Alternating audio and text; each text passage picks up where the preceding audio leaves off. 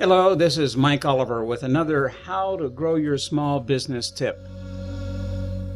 Let's say you want to grow your business.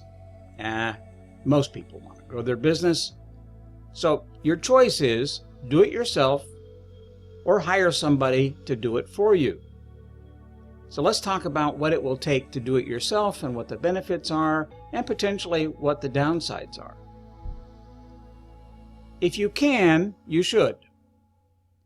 In other words, if you know how to do a website and your company is a web store and you're doing all of the work on the website yourself, then you might want to do your own social media marketing, your own website design, and so forth. But if you have a small store and you don't know anything about the internet, and you don't know anything about web presence or social media other than following people on Facebook, then maybe it's not a good idea. So, do-it-yourself is not always an easy decision. It depends on what you know, what you want to know, and what you need to do to grow your business.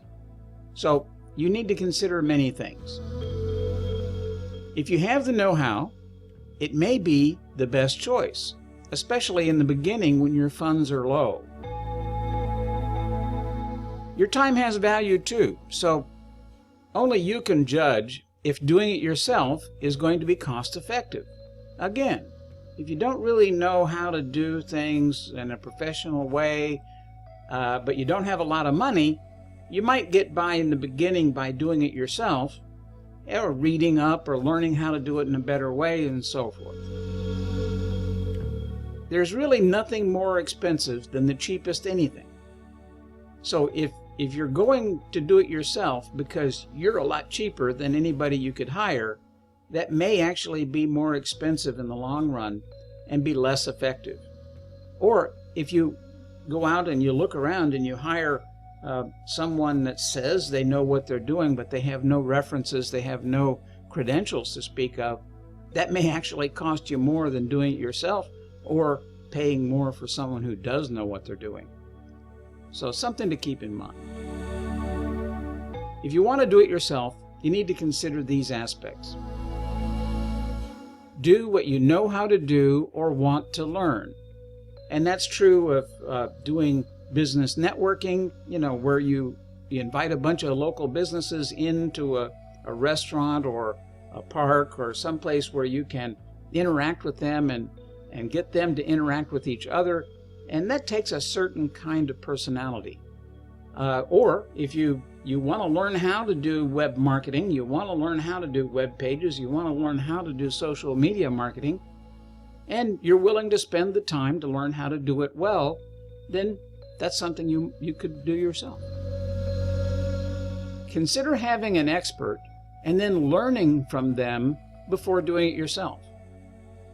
A good example would be a website designer. Bring in a website designer, have them design your website, talk to them while they're doing it, learn from them, see what it is they're doing and how they're doing it, and then from then on take it and do it yourself. Don't stray too far from your core business. If you're in manufacturing and you're an engineer and you have manufactured the very best widget anybody in the world could ever have, why would you want to try and do a website on your own? You may be smart enough, you may have a basic understanding, but your core business isn't that.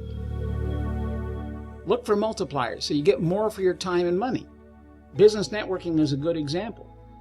Instead of going around talking one-on-one with the store owners around you, do a meeting. Have everybody come together. You might actually find there's some synergies there. You might find some leverage, some alliances or something along those lines. And then don't be afraid to pivot.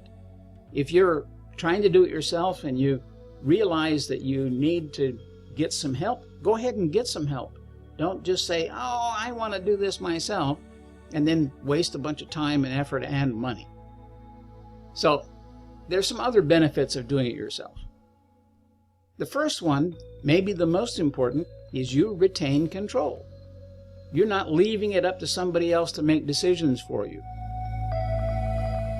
You may find new products or services you can offer. I have seen it before where in doing market research and in doing social media, you get feedback. You get people saying, well, that's a good thing, but have you ever done this? Or do you know anybody that does that? And if it's something you can do or add to your product line or add to your services, guess what? You may have just uncovered a new profitable market. You may find partners or alliances, especially if you're doing business networking. You may find somebody that says, I wish I knew somebody that did what you did because it complements what I do really well. Huh, well, I didn't realize that. And then you have a new partner or alliance. It may be informal, just a reference. You send me customers, I'll send you some customers. It may be something more formal where you want to go in on a joint venture and maybe build a product or service suite that addresses a certain market that you can't do on your own. Beyond cost savings, do-it-yourself lends itself to better agility. That's sort of related to that you retain control, but it really is not the same. Just because you have control doesn't mean that you're going to do things in a more agile way. It depends on how much you know and about the certain topic or skill. But if you do have a do-it-yourself plan, guess what? You can be more agile because you don't have to wait for somebody to come in and give you a bid, or you have to find somebody. You can actually just do it yourself. Thank you very much, and see you on the next lesson.